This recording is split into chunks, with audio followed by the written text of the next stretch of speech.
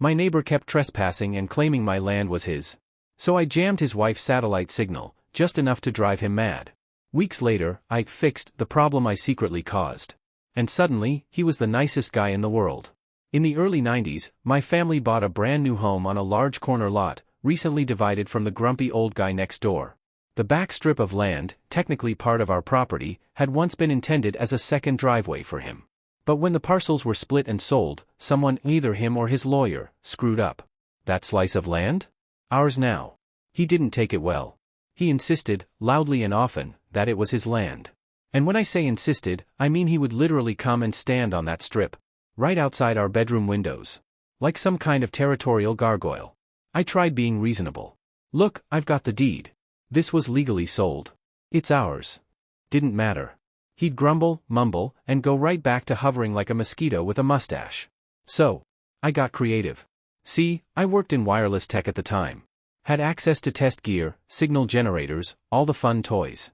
Now, his wife, who rarely left the house, loved watching TV on their old-school C-band satellite dish. Huge thing. She was glued to it. So I thought, what if the signal got a little unreliable? Not broken. Just weird. I set up a discrete signal generator on a timer, just enough to interfere with their satellite feed. 10 minutes before the hour, the signal would die. 10 minutes after the hour, it came back. Meaning every show started and ended with a black screen. I could hear his frustration. Swearing, fiddling, stomping around the dish.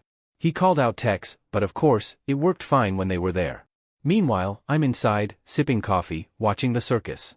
A few weeks in, I casually wander over while he's cursing at the dish.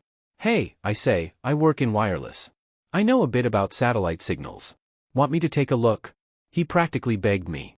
So I climb up the ladder, wave a wrench around, and mutter something about multipath reflection instability and oscillator phase noise, pure gibberish.